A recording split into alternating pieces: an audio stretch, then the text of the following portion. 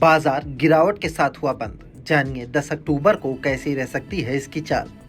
9 अक्टूबर को बाजार गिरावट के साथ बंद हुआ है। सभी सेक्टरों में आई बिकवाली के बीच निफ्टी 19,500 के करीब बंद हुआ है। कारोबार के अंत में सेंसेक्स 483.24 अंक या 0.73% गिरकर 65,512.39 अंकों पर और निफ्टी 141.20 अंक या 0.72% गिरकर 19,512.30 अंकों पर बंद हुआ है।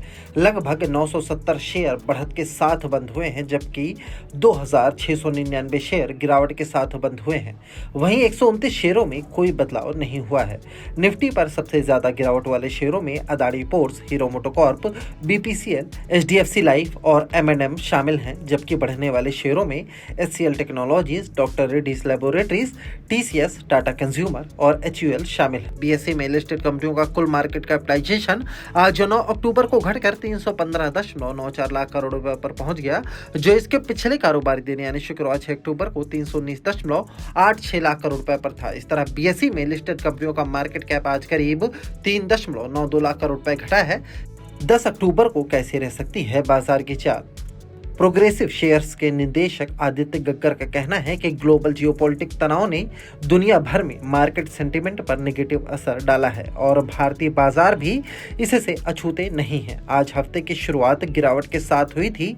दिन के दौरान रिकवरी का प्रयास देखने को मिला, लेकिन मंदियों ने अपनी पकड़ मजबूत कर ली और इंडेक्स नीचे फिसल गया। कारोबारी सत्र के अंत में निफ्टी 141.15 अंकों की गिरावट के साथ 19,512.35 अंकों पर बंद हुआ। सभी सेक्टर लाल निशान में बंद हुए। पीएसयू बैंकों और मीडिया का प्रदर्शन सबसे खराब रहा। एक बेयरिश कैंडल बनाते हुए निफ्टी अपने कंसोलिडेशन जोन में वापस आ गया है। अब ऊपर की तरफ इसके लिए 19,600 पर स्थित 50 डीएमए का रेजिस्टेंस दिख रहा है, जबकि 19,450 पर तत्काल सपोर्ट दिख रहा है। कोटक सिक्योरिटीज के श्रीकांत चौहान का कहना है कि इजराइल और हमास के बीच टकराव बढ़ने के साथ ही निवेशकों ने ज्यादा जोखिम वाले इक्विटी निवेश से निकलकर गोल्ड और बॉन्ड जैसे सुरक्षित निवेश विकल्पों की तरफ रुख किया है। पहले से ही बढ़ती महंगाई और ऊंची ब्याज दरों की चुनौतियों से जूझ रहे बाजार पर इजराइल और हमास की लड़ाई नई आफत लेकर आई है। चूंकि अधिकांश तेल उत्पादक देश